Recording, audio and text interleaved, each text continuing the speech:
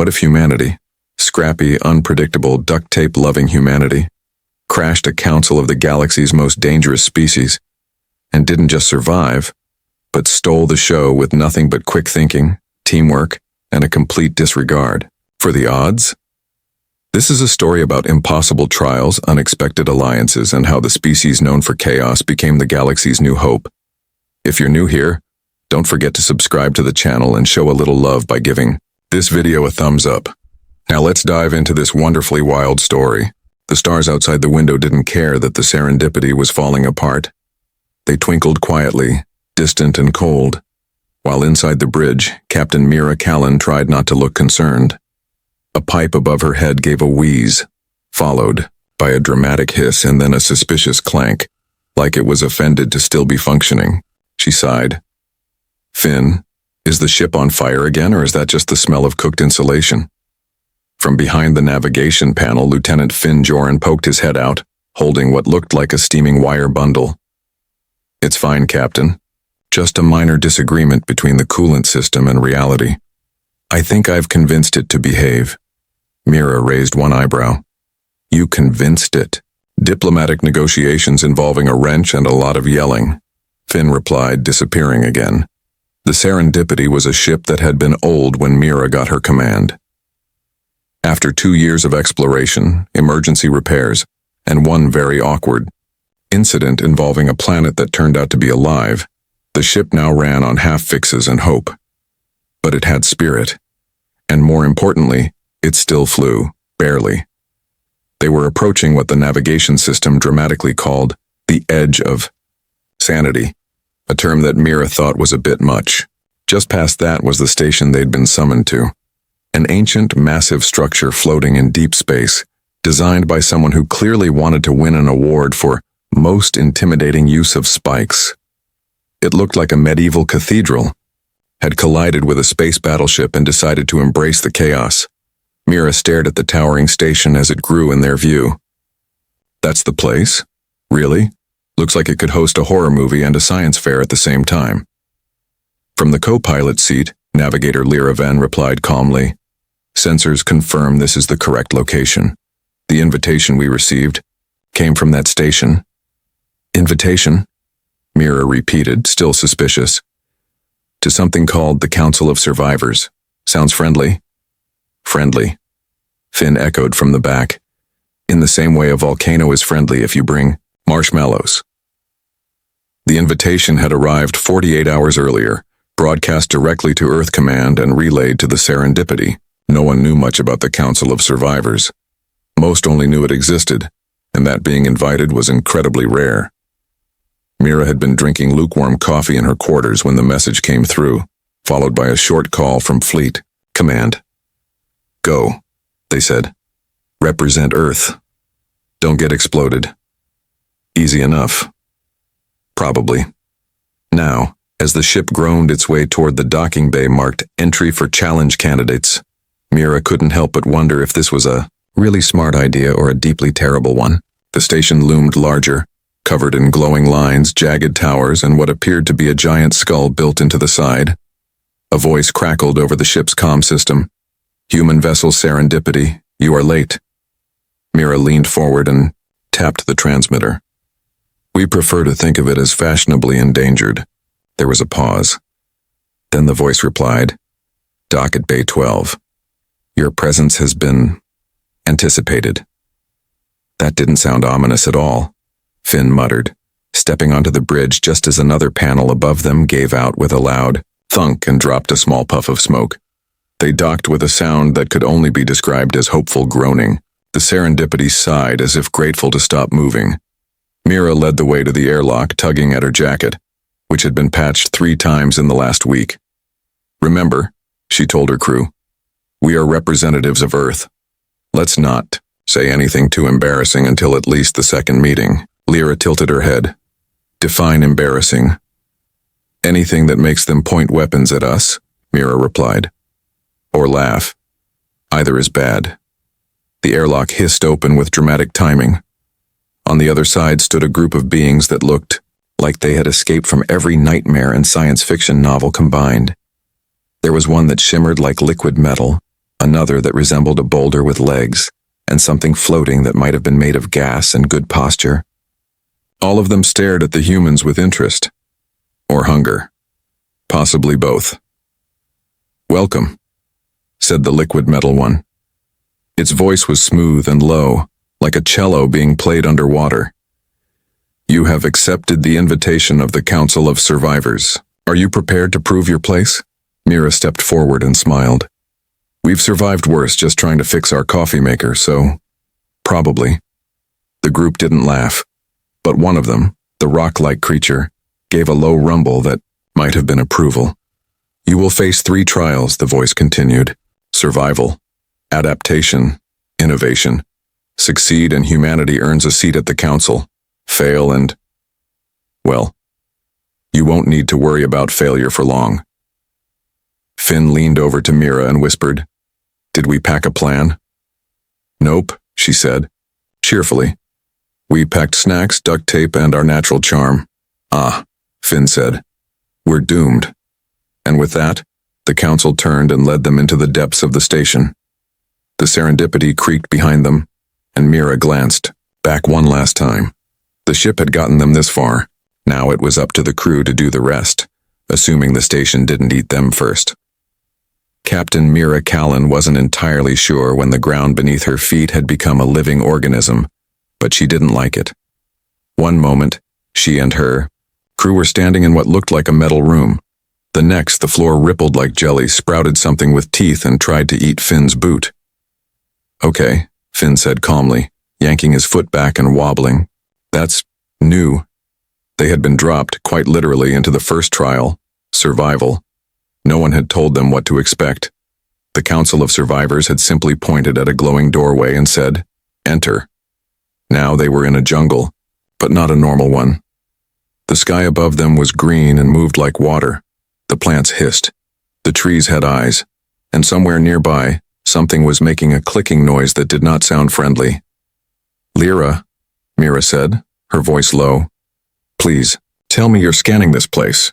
Lyra was already holding a device that beeped in a way that suggested it was just as alarmed as the rest of them.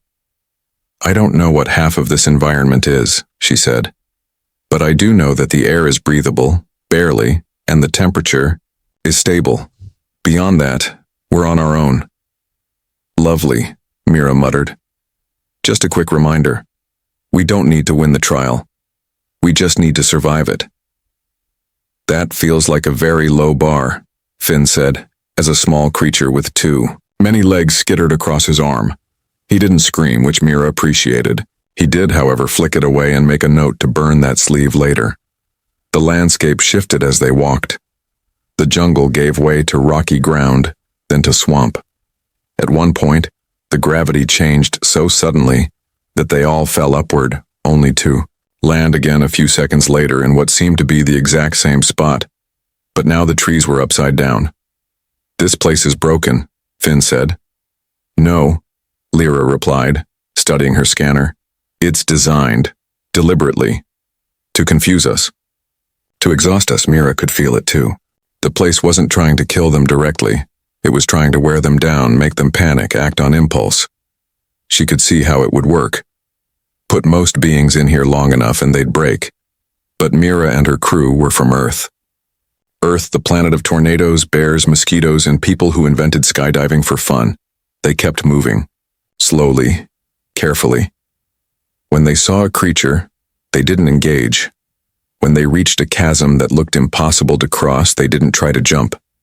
They looked for a different path. Sometimes that path meant going backward. Sometimes it meant crawling through something that smelled like old socks and fear. Once they came to a tunnel that was lit by pulsing red light and filled with a low hum. Mira paused at the entrance. "Anyone feel like this is definitely a trap?" "Definitely. A trap," Finn confirmed. They went through anyway, because there wasn't another way. The tunnel narrowed, the hum grew louder, and the walls started to sweat. Mira counted each breath, each step, keeping her pace steady. She could feel fear trying to dig into her mind like claws, but she didn't let it. When they emerged, sweaty and shaky but alive, Lyra checked the time. "We've been in here for 6 hours," she said. "The environment has changed 12 times.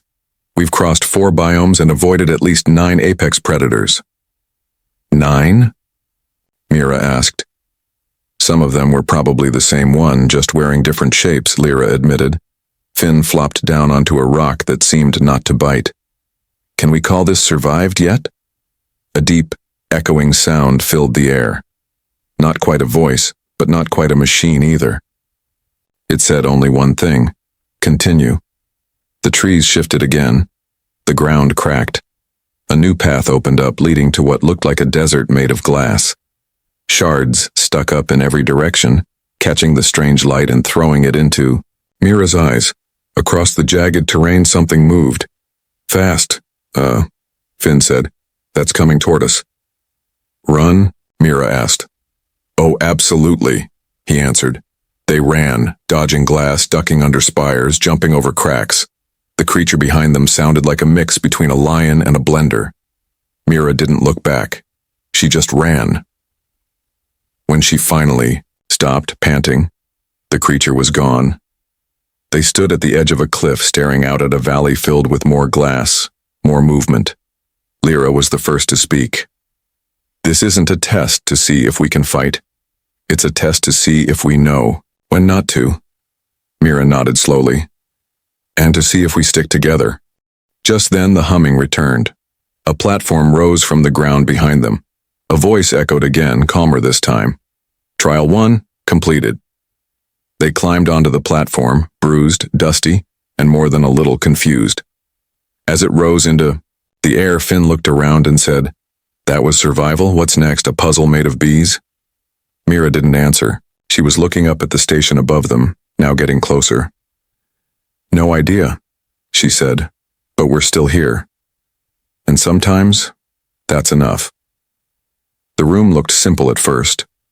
A wide circular space with polished floors and glowing, blue walls.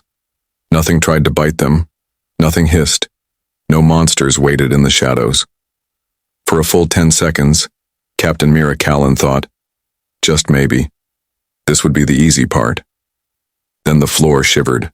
Not shook, not trembled, shivered like it was deciding what kind of nightmare to become next. Mira steadied herself as the lights shifted from blue to an alarming red. Beside her, Finn grabbed onto a nearby panel which promptly vanished into the wall. Lyra, ever calm, blinked at her scanner and frowned. The air composition just changed.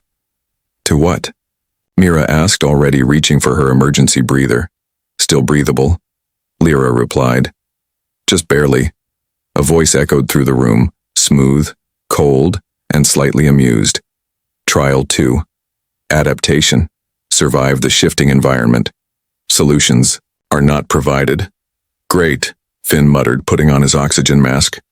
Another one of those days. The floor began to tilt, gently at first, then faster until they were all stumbling toward the edge of what had just become a steep slope. Mira grabbed Finn's arm before he slid. Lyra knelt quickly, opened her pack, and pulled out a small stabilizer, slamming it into the ground. It held, just barely. The walls started to pulse. Heat rose in waves. Then, without warning, the temperature dropped. Ice spread across the floor in seconds. Mira's boots slipped as she caught herself on the stabilizer rod. This place has a sick sense of humor. It's not random, Lyra said, now watching her scanner closely. It's testing how fast we can adjust.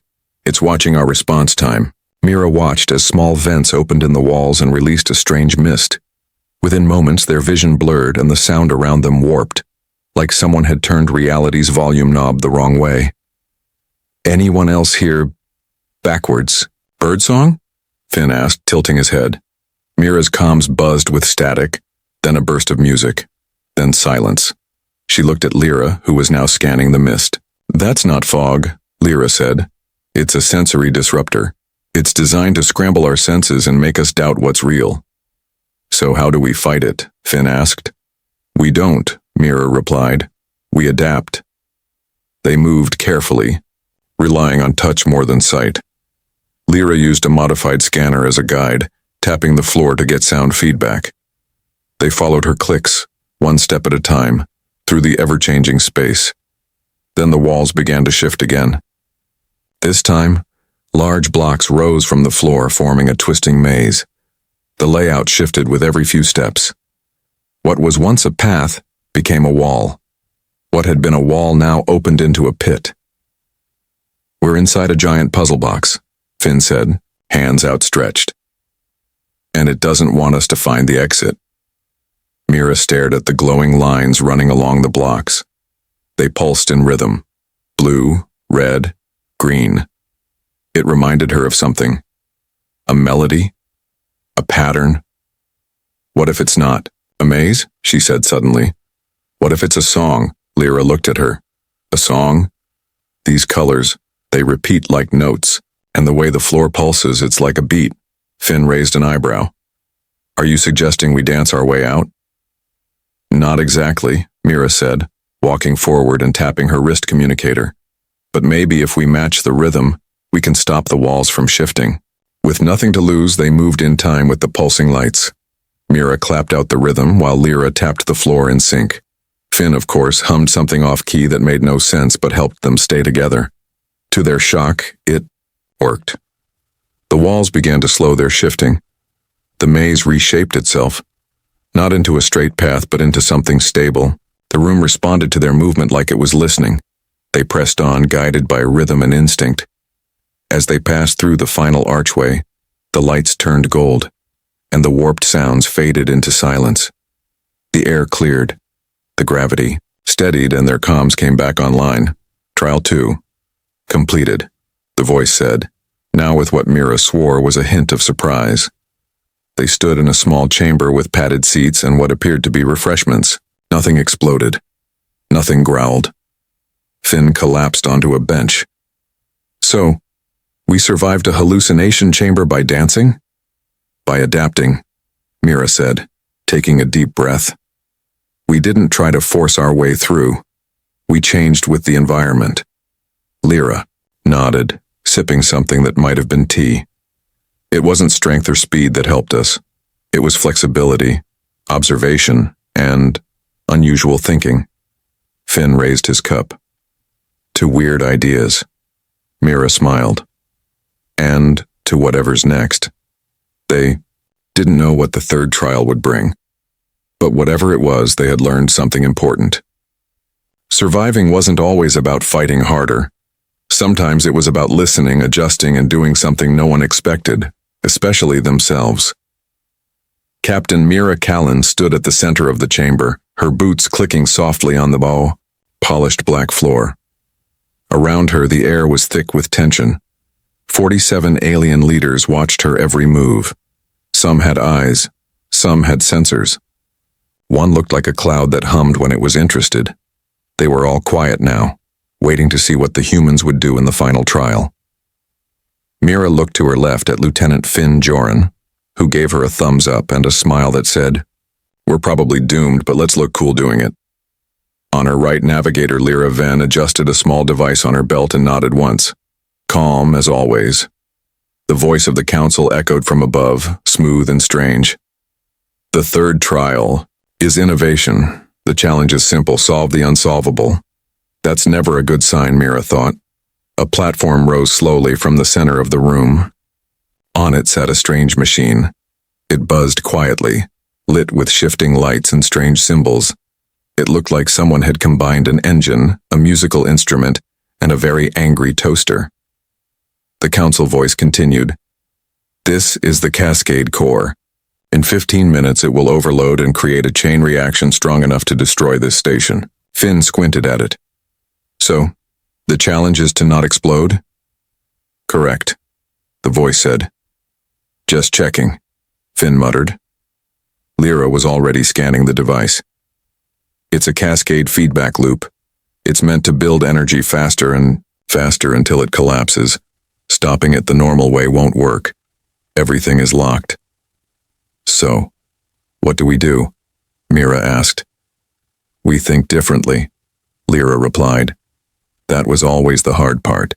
The thing about unsolvable problems was that they made your brain want to panic.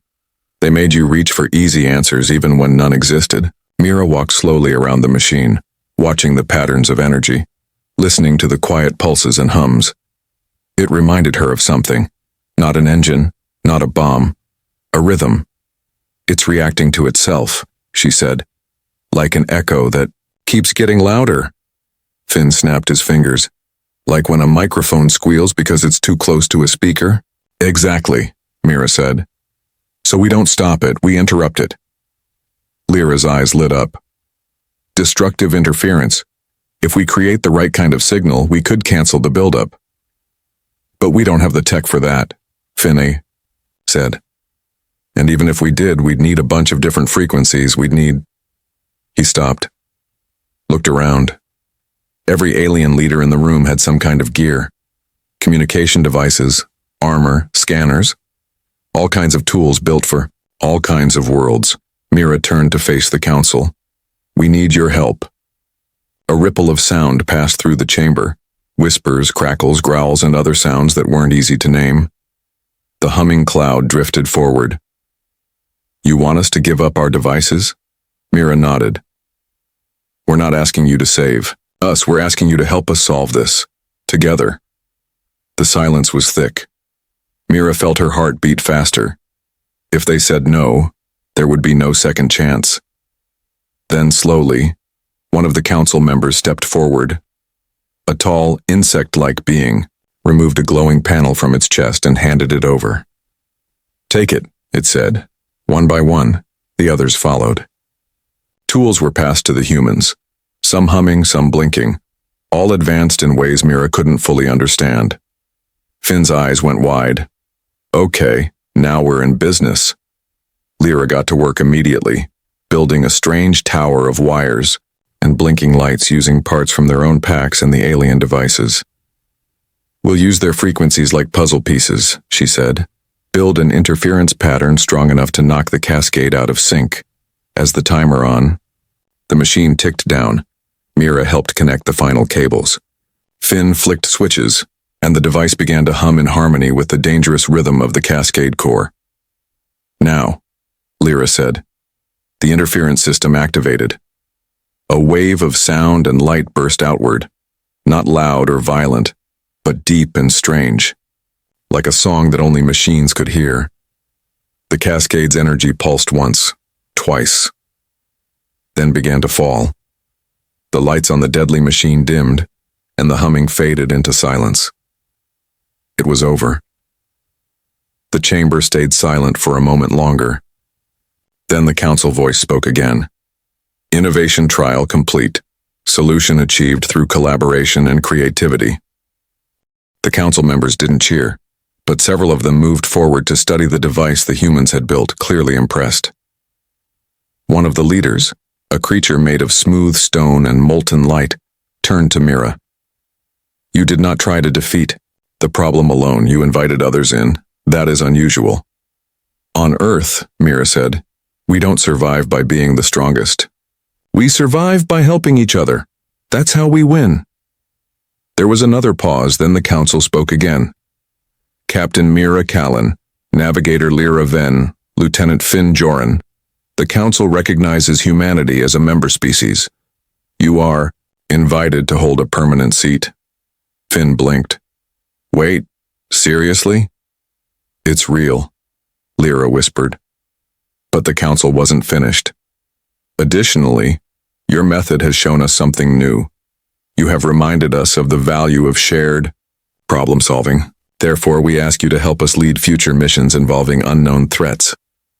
Mira looked around the room at faces and forms so different from hers. She smiled. We'd be honored. As they turned to leave, another voice, quieter, softer, spoke from a terminal. Incoming message, origin extragalactic. Mira stopped.